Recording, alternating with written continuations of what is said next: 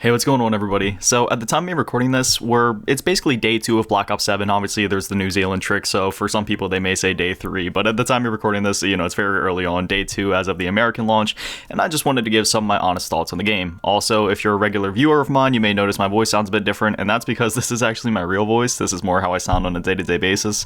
Usually for videos and streams and stuff, I have to talk a lot faster and, a lot louder to be entertaining, and I'm still talking a bit fast here just to kind of keep the retention and attention spans in check, but yeah, this is more or less how I normally sound, so that's why I sound a bit different. But anyway, we're not going to waste any time. Let's just get into it. Also, all the gameplay you're seeing is from the live stream that I did yesterday on the American launch day of Black Ops 7 because, the game hasn't been out for very long, so I just haven't had a lot of time to actually unlock record a lot of, sorry, I was thinking of camos. You can see where my mind's at. I've been camo grinding a lot. I haven't had a lot of time to record stuff for myself. So, as for the multiplayer, I have a couple bullet points here on the side, and I just kind of want to talk about some of these things. This isn't like a well-structured video, it's just sort of bullet points. So, first off, I wanted to talk about the removal of skill-based matchmaking, which obviously I don't need to tell anybody is absolutely massive. It drastically changes the way that the game feels, the way the game plays, and it is night and day compared to a game like, say, Modern Warfare 3, Black Ops 6, or really any Call of Duty since Modern Warfare 2019. And one of the biggest advantages, or one of the biggest pros of skill-based matchmaking being removed from the game is the fact that I can actually play with people again. In the past, anytime that I would want to play with viewers, or my mother, or my little brother, or my friends, etc., I could not play with them because I'm, let's just put it as it is. I've been playing Call of Duty since Finest Hour on the PlayStation 2. I've played every single Call of Duty. I've hit Master Prestige in every Call of Duty. I am an OG of the series. I've been playing first-person shooters for basically as long as I've been alive. I'm just good at the games. But obviously not everybody is afforded the opportunity to do content creation and play Call of Duty and, just make content on the game for a living. So...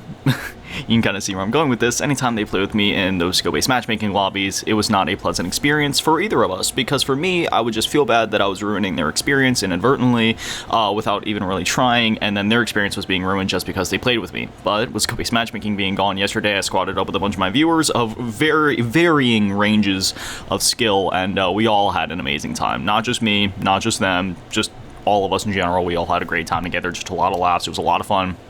Barely any raging happening from the sweats. I mean, there's obviously still sweats in the game, right? But that's part of the Call of Duty charm. Sometimes you get stomped, sometimes you do the stomping, and obviously we're at the launch of the game, so there's more sweats than usual, and it'll balance out even more as the year goes on. So yeah, just the removal of skill-based matchmaking and making no skill-based matchmaking, or at least the same skill-based matchmaking that we had back in 2012, 2015, because there was skill-based matchmaking in those games. People try to refute that, but if you played the games back then, if you were in tune with how the systems behind the game worked, you already know that, but it was very toned back and, nothing compared to Modern Warfare 2019 and onwards. So, yeah, skill-based matchmaking being gone, literally probably the... I don't even know I guess the selling point for the game, I guess I could say, for a lot of people. If that was your biggest grievance or your only grievance with recent Call of Duties, which I feel like for a lot of people that was the thing, well, it's gone, and the game's a lot more fun because of it. Next up, I wanted to talk just a little more nitty-gritty about the, just the game in general, right? So next up, we got maps, and the maps in this game are absolutely beautiful, as you're seeing from the gameplay. I mean, there's maps like Homestead, which is just one of the most beautiful maps in all of Call of Duty history. It looks so good, and just overall, the Black Ops color has been brought back to the game, right? A lot of the maps in this game are as colorful as they were in Black Ops 2, 3, 4. This game... It's really hard to describe the vibes that I get from this game. I've been saying it since the beta, but I get vibes of not only Black Ops 2 and Black Ops 3, but also Infinite Warfare from this game. And I know every time I say that, a lot of people don't understand it because, let's be honest, not a lot of people played Infinite Warfare. But if you know what I mean, then you know what I mean. I get those vibes while playing this game, and I still get it here at the launch of the game. Which just between the maps and the gameplay and the way everything feels in general, but... yeah, the maps in this game, they are, not only do they look aesthetically pleasing, and not only are they, vibrant and just nice to look at, but they flow very well as well because they were designed with that classic Treyarch 3-lane map design, and you're going to see that throughout most of the maps. And they all just, there's not a single map I can point at and say, okay, this one doesn't flow as well as the others, or, there's a few exceptions to, right? I can think of a couple maps off the top of my head where it's not even that they don't flow well, it's just that they flow differently, but that's not necessarily a bad thing because I think variety is a great thing. I don't think there's such thing as a perfect Call of Duty map because I think the best Call of Duty maps are the ones that are like, I don't really know how to explain this in words. It's just one of those game feel things. Basically, what I'm trying to say is I think Call of Duty is at its best when, yes, there is a formula to like how the maps are designed to a certain extent, but I also think that variety is the spice of life. So when you have maps like Express or Hijacked or Raid, which all flow very differently with varying levels of, you know, verticality and dynamic map elements, like the train on Express, for example, just, you know, throwing out Black Ops 2 examples that are also present in Black Ops 7, that's where I feel like a lot of Call of Duty's map design is at its best, and when the map pool is at its best, when there's a lot of variety there. Similarly, a lot of the original maps in Black Ops 7 have those philosophies in mind with dynamic map elements. And yeah, so beyond that, also talking about the maps, thankfully all the doors have been removed, right? Like, you still have sliding doors or whatever, which are a lot different, and those have been in Call of Duty for years. So, you know, those are not a big deal at all. But like the normal doors, right? Because I always made the joke of like modern doorfare. Because that's, you know, that's kind of how it felt at times with all the doors on a lot of the maps. But thankfully, those are gone as well, so it just flows a lot better. And I do just want to say overall that, you know, before we go any farther into this, I always said that Cold War was probably the last classic Call of Duty that we were ever going to get. But I'm glad that I was wrong, because this is the closest to classic Call of Duty that we have had in a long time, even closer than what we had during Cold War. Even though this game is still made on the MW19 engine, you wouldn't really be able to feel it. I don't know how to explain it. This game feels a lot different. A huge part of that is tac sprint being removed from the game, which we, you know, I'll get to later once we start talking about movement and whatnot.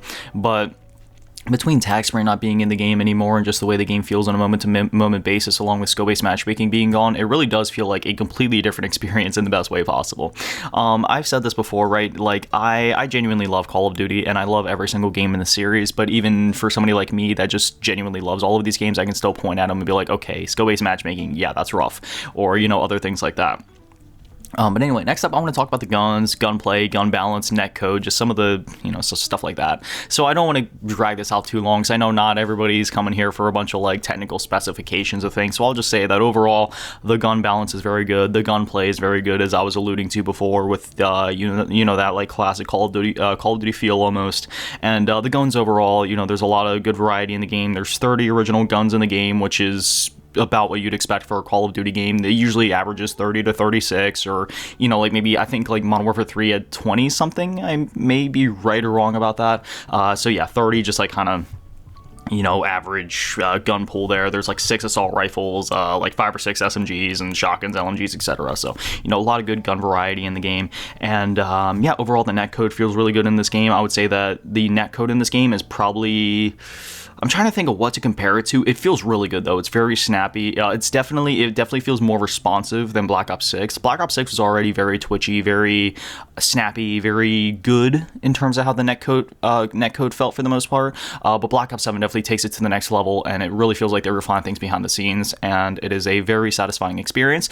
Now, the reason that I'm kind of hesitant to just put this on netcode is because I think a lot of this has to do with skill-based matchmaking, because with skill-based matchmaking, obviously you have to account for varying levels of skill regardless of how good the connection quality actually is, because it prioritized skill over connection for the most part. I mean, connection was still obviously a huge part of it, but they prioritized skill a lot higher in that bracket compared to just connection. So that's why I'm kind of hesitant to just say, oh, they improved the netcode, because for all I know, this could just be a direct result of skill-based matchmaking being removed from the game.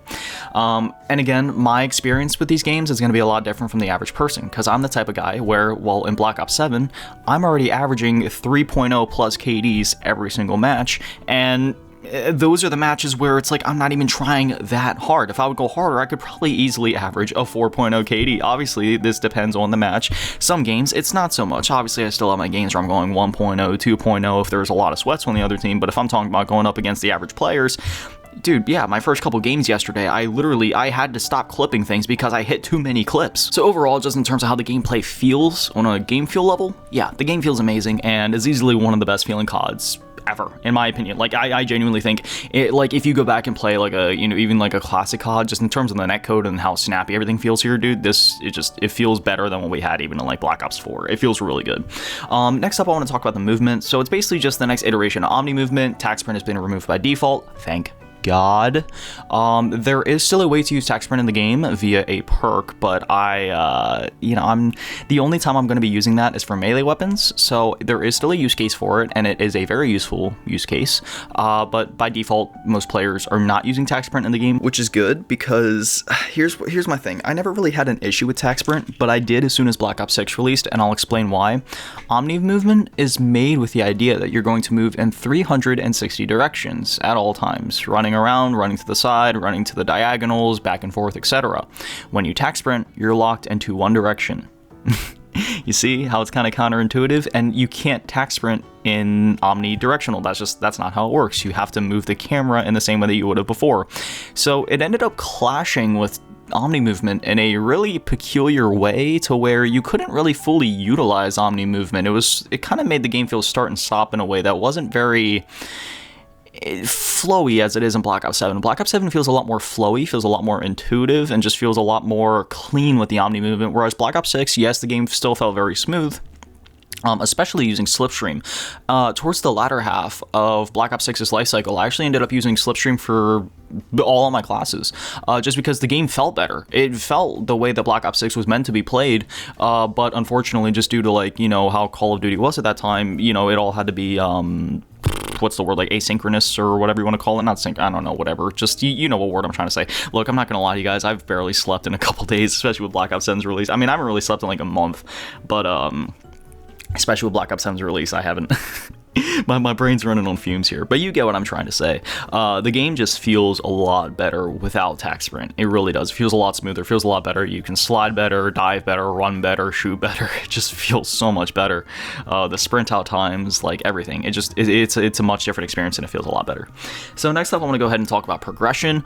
Progression, it's kind of hard for me to talk on this objectively, because there's so many, progression systems in the game right now. The game's been out for 2 days, so this is one we'll have to come back to. I will just say, so far, I played the game a lot. I'm already level 45, 46 at the time you're recording this, on Saturday morning, aka November 15th.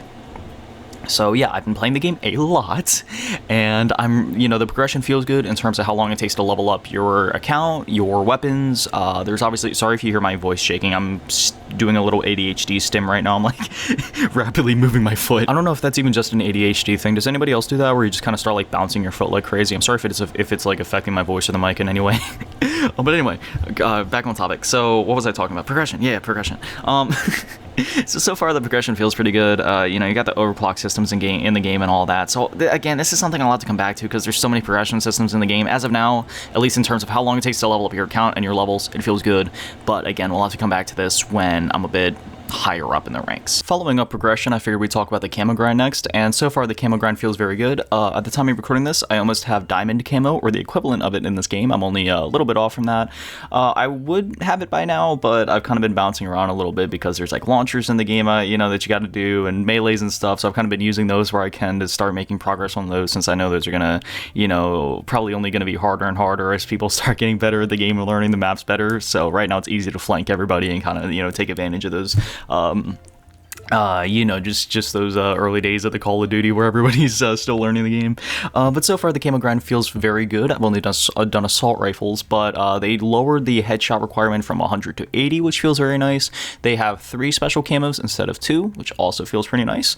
And then they have the final challenges, which are they're a little more so far demanding than Black Ops 6's, but not by an extreme amount. In Black Ops 6 you needed 10 double kills for gold camo. In this game you need 3 kills without dying 10 times, so it's a little more demanding, but barely, because again there's no skill-based matchmaking in the game, so it's been a lot more chill. It's been a lot more chill of a camo grind.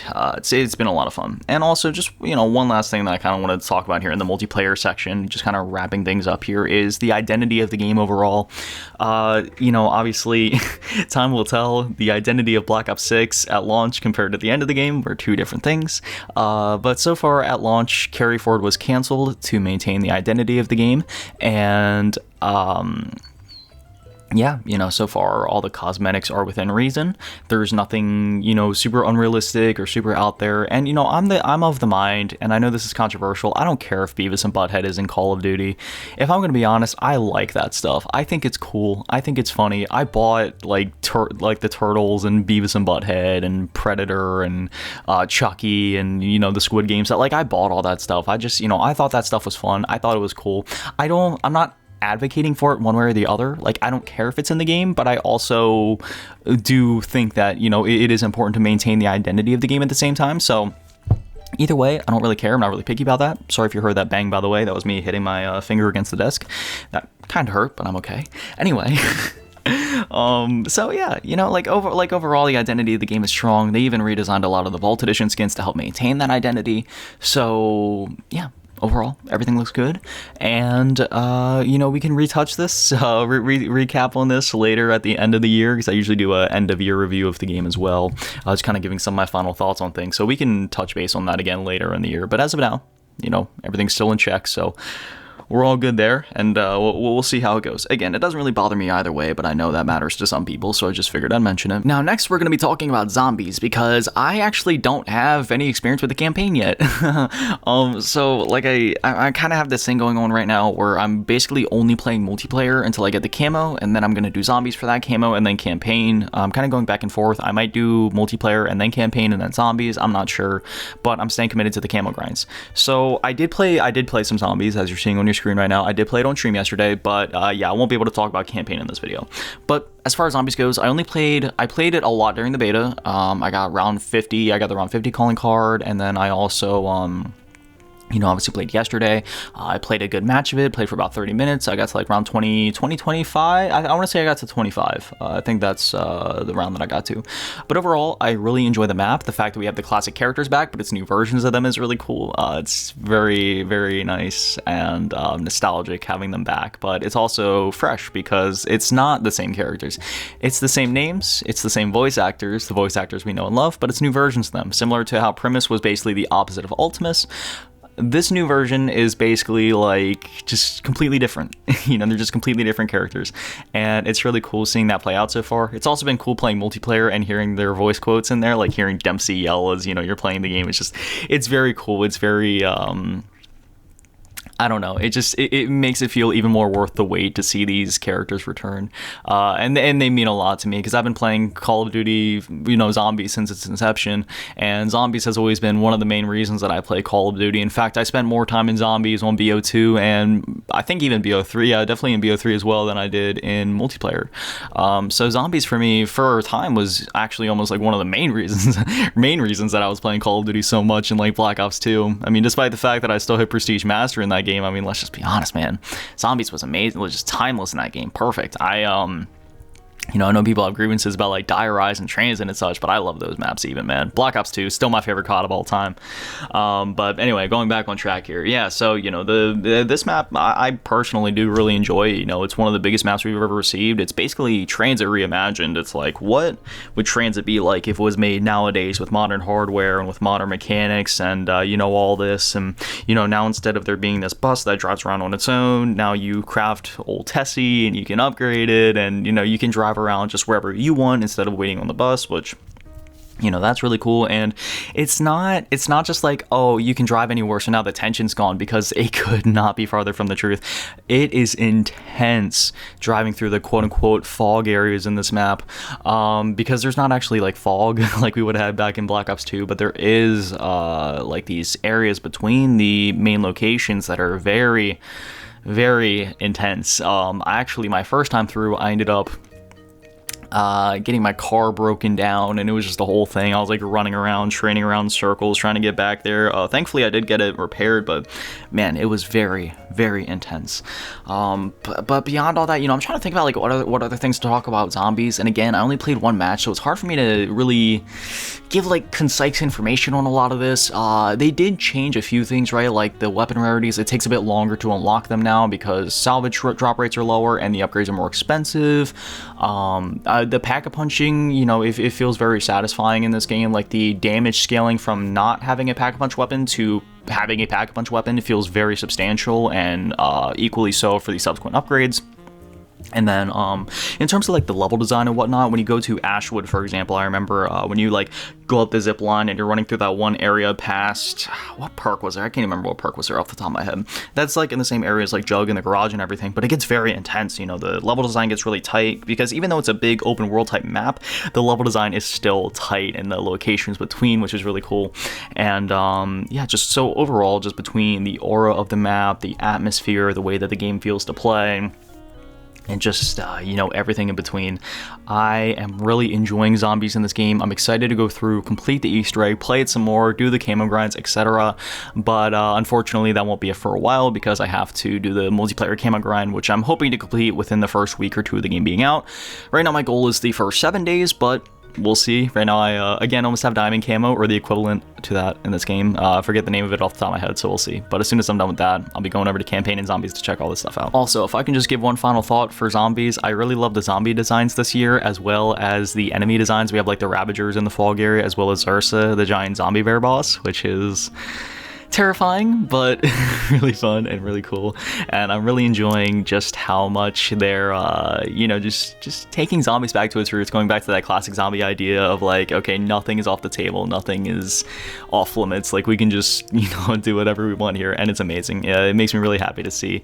And yeah, you know, I'm really excited to see what this year has in store because this game is genuinely something special. Like yeah, I mean, not even just in terms of zombies, but just in general, you know, just talking about Black Ops 7 as a whole now. This game is genuinely special. The removal of skill-based matchmaking, zombies going back to its roots, refining a lot of the systems even beyond that in the gameplay to bring Call of Duty back to its core.